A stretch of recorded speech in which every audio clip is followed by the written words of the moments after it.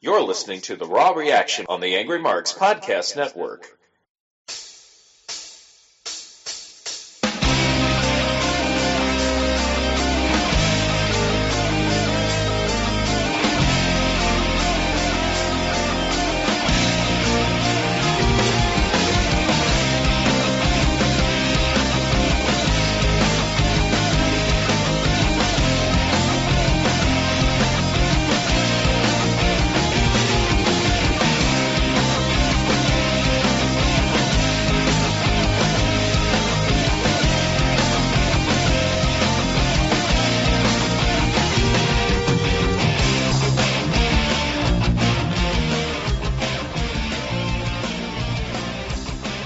Welcome to the Raw Reaction.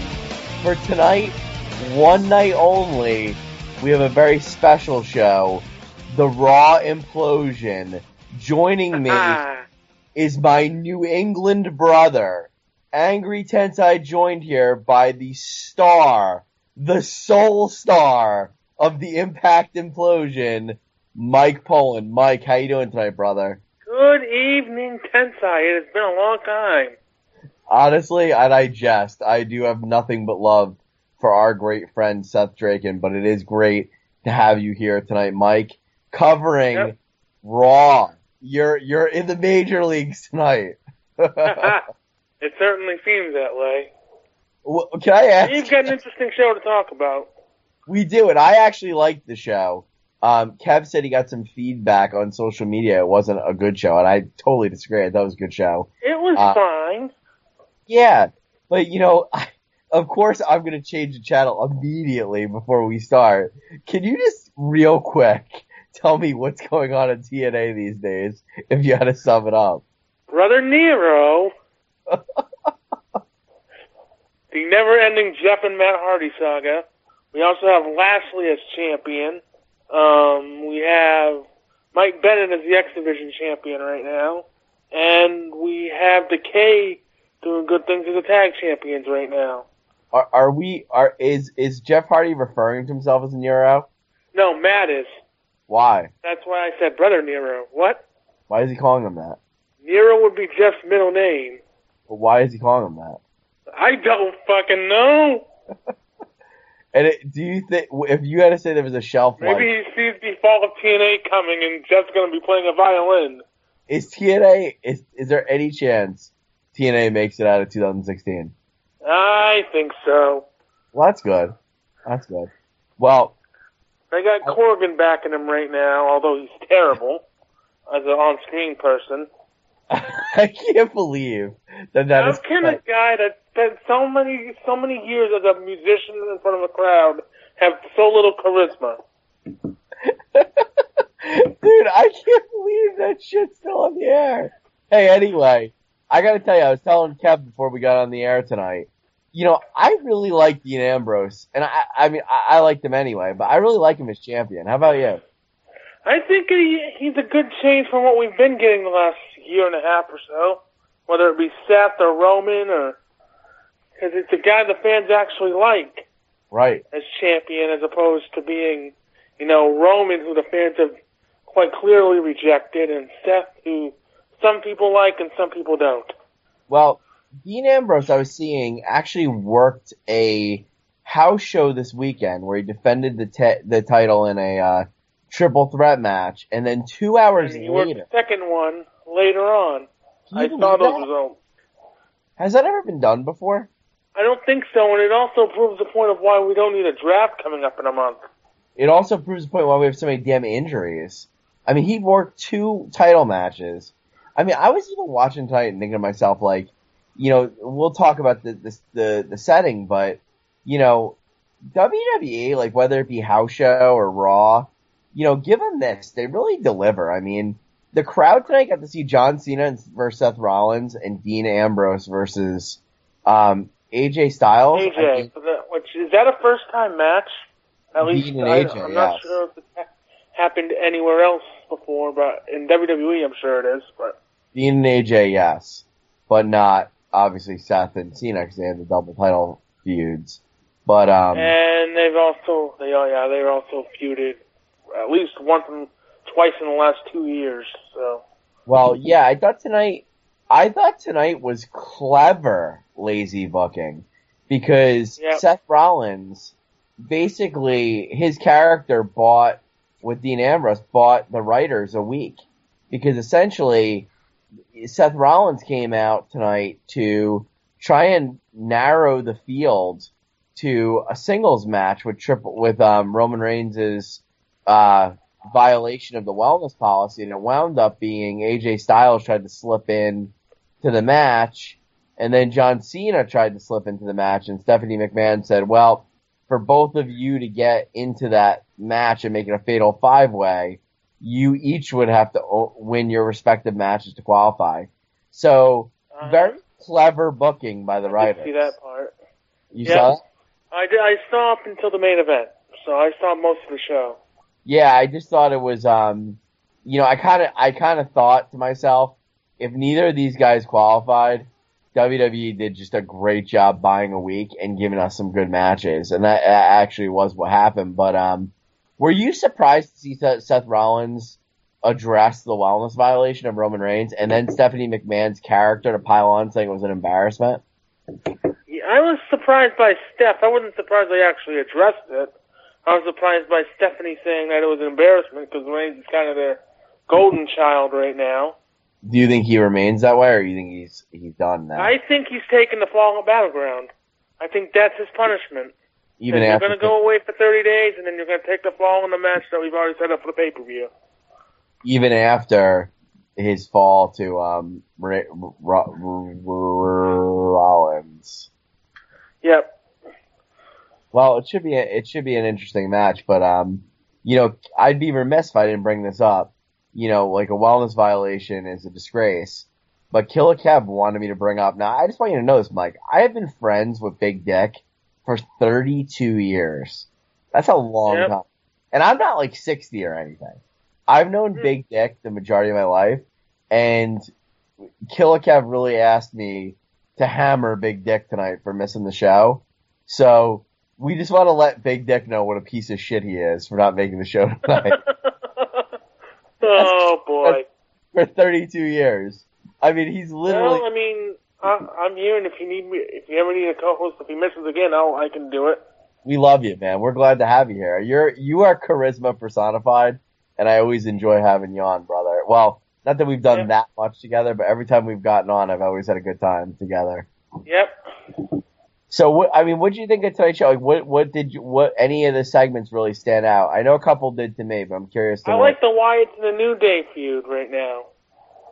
Talk to me about it. What'd you like the best? I thought that was an excellent segment myself. Yeah, I've been liking it because, I like what they're doing with Xavier. I like the fact that, I don't know if anybody noticed this, but during the whole New Day promo, Xavier Woods did not say a whole entire word. Did not say a word. And then you have Bray kind of messing with him and say, you can talk to me when you want to. Well, I thought it was funny that he was in a Harper costume. But yeah, Harper wasn't out there. I don't know why I thought that was funny, but I forgot. Harper's hurt, but we can't really do him in the Strowman costume.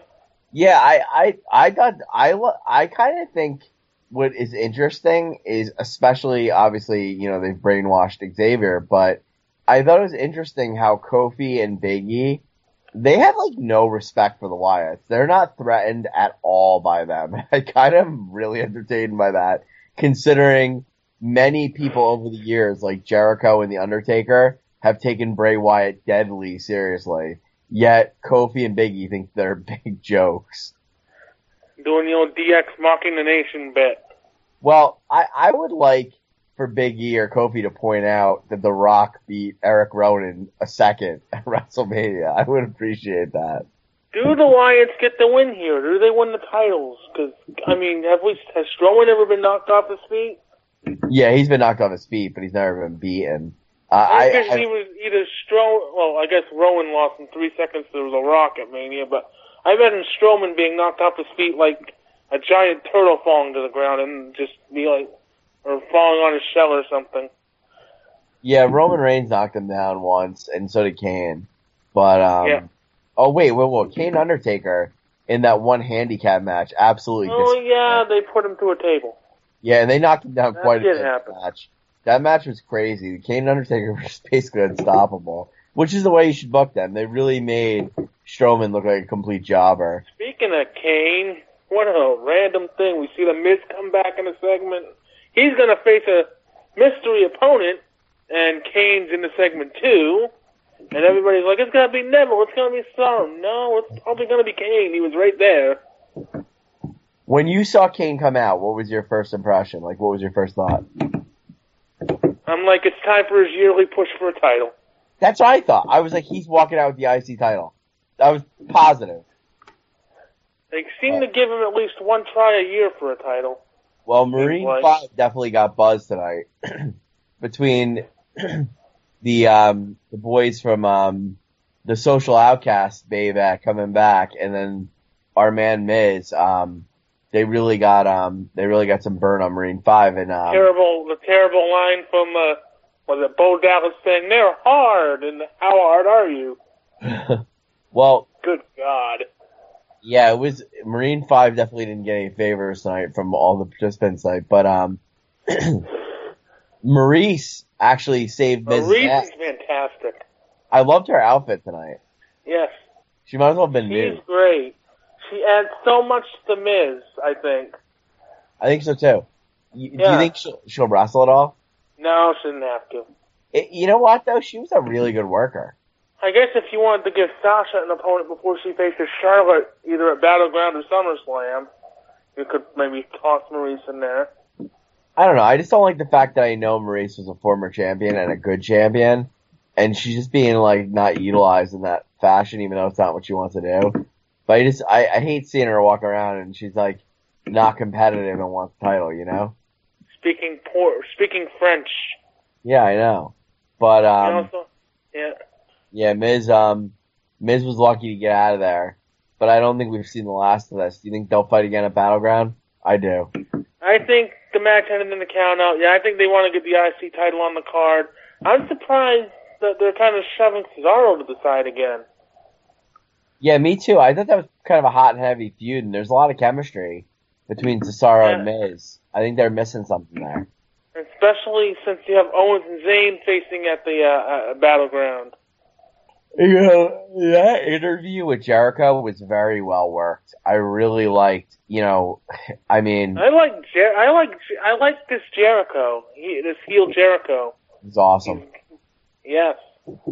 I like how when he first starts talking and the crowd's like trying to chant him down, he's like, quiet, quiet, quiet. Well, he did do a great job moderating the interview too, I thought, tonight. I thought Sammy cut a good promo here. I thought they both cut a great... They're gonna always cut great promos together. I mean, forget chemistry between Miz and Cesaro. Literally, if you were ranking, top 20 chemistry in the history of the business, Zayn and Owens. It's Owens and Zayn, whether they're partners or against each other. It's amazing two guys so young have so much history. I mean, you could do this feud over and over and over again, and I'm sure WWE will. This will be the end of the feud for now. I think they bring it back up around WrestleMania time next year. For sure. But, I really liked how, Owens particularly, they're really letting Jericho get away with the shots he kept taking. Like, they were kind of, so focused on each other, they were disregarding Jericho. So, the first 13 insults, they didn't react, but, Jericho just kept pushing it.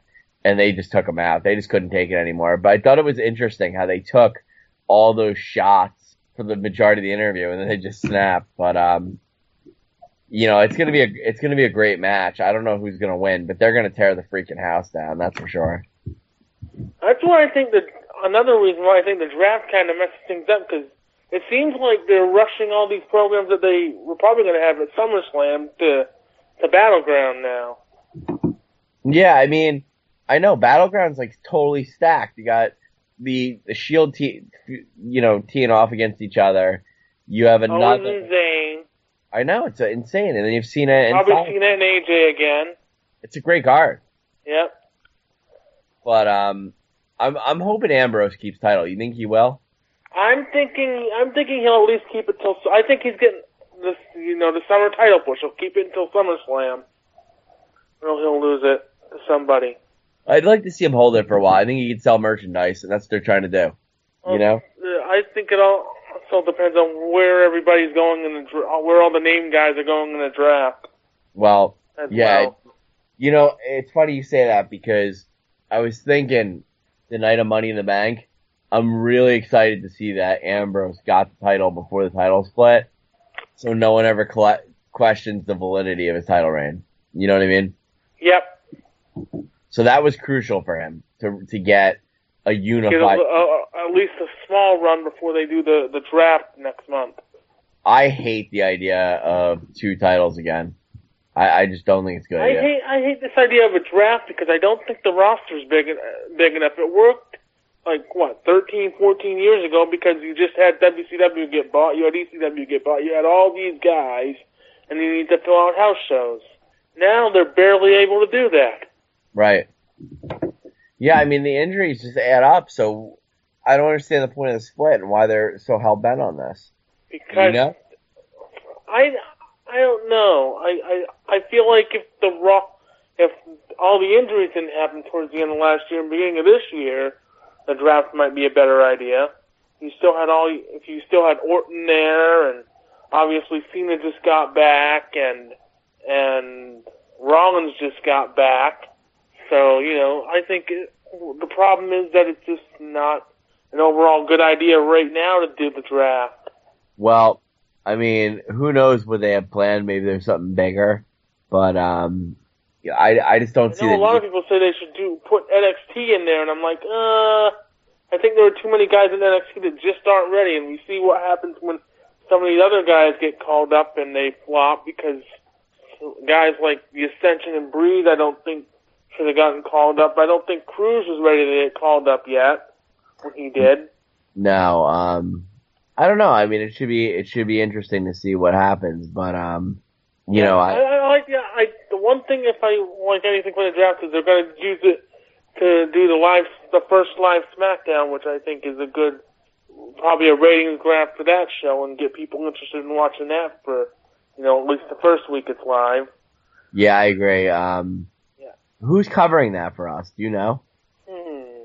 I don't know, because I don't think the SmackDown Rundown's a thing, and I know that Seth and I do Impact Implosion on Tuesdays, so I'm not sure who's covering that. Yeah, well, I don't know, man. I'm feeling good about the pay-per-view itself, but one match I'm not feeling good about is Titus O'Neil and Rusev. I mean, Rusev They're trying to do. I like how they say, Titus really wants a title shot that he just had over a week ago. That's bad commentary, by the way. Oh, definitely. I mean, he wants this title shot real bad that he just had and lost a week ago. And that's the reason you're having this frickin' match again. He's hungry, man. He's totally hungry, and not hungry like Ryback, I don't know if they have, do they have anyone better that Rusev can face right now? Without, for the U.S. title? Yeah. At this point, I know you're going to pelt me for it. Jack Swagger, probably. I mean, he's been on a little bit of a roll. I thought that's where they would have went for the last pay-per-view. But no, I wouldn't mind that. I would say maybe Swagger. If you want to do something with Ziggler, maybe you do that. You bring that feud back up as long as you don't bring up, the whole Lana part of the feud. Well, you have to, though, I guess. Yeah, I mean, where's Randy Orton? Where's Orton at? What? Randy Orton. He is coming back in August, I believe, is what I'm hearing. So, that could be like a after SummerSlam program, depending on where Rusev ends up and where Orton ends up in the draft if they both get drafted. What else do we have on this Raw? We have, Charlotte. And good Lord, yeah. The tag match. Also Becky and Natty. So we have 2 Divas feuds right now. Yeah, we also have, that match, and, I'm trying to think, there was one other match that there was tonight. Oh, there was the squash match by, Enzo and Cass. Yes, and they're gonna feud with the Social Outcasts for no apparent reason. Yeah, I mean, The tag match title. was like 10 seconds long. They had a boot and the rocket launcher and won. Those guys they took on were major jabronis. But there's something to be said about the squash matches, man. You can't give away everything, you know? No, I don't mind squash matches, actually. I mean, that's something you can do when you want to. That's something you should do when you want to enhance characters instead of just putting them up against, veterans or other guys that could be enhanced themselves. Find two local guys and put them on TV and have them get squashed for 30 seconds. Yeah, I mean, I don't know. I don't know who's gonna win the triple threat, but I'm leaning towards Ambrose. You? I think Ambrose is probably walking out this time with the title, and maybe he loses it to either Roman or Rollins at SummerSlam. Yeah, I don't know, man. I'm excited about the Battleground pay-per-view. I mean, I think the card's getting to be pretty stacked. Yep, I think it is. I think right now you have the two main matches right now, and then Cena AJ, and you gotta, I guess, throw in some others. Probably an IC title match, right? Kane and Miz, and you gotta throw in a tag title match somewhere, and you gotta maybe get Enzo and Cass on there. Do you potentially see Sasha taking the belt off Charlotte? It depends on what they want to do with the women's division after the draft, I guess.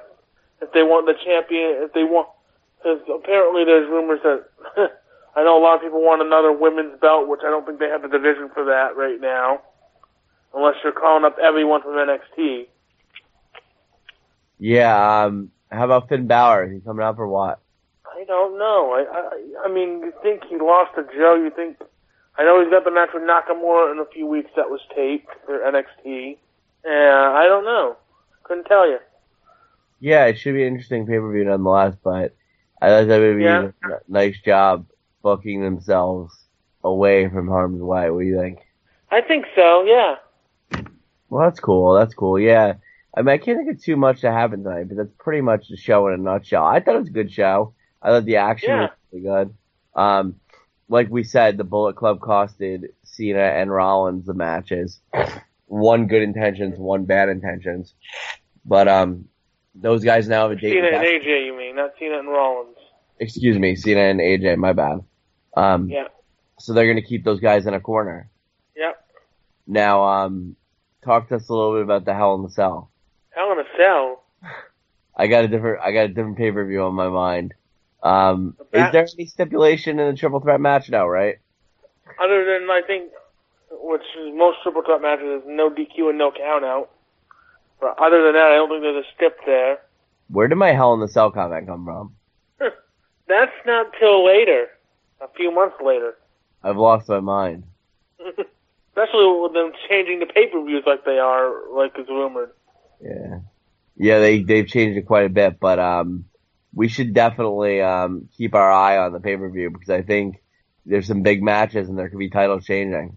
Yep, I think there will be titles changing. I think it's probably time for Charlotte's run to end because as I did a Ring of Honor podcast last night, I talked about how you can't really do long title runs in this era without running out of people.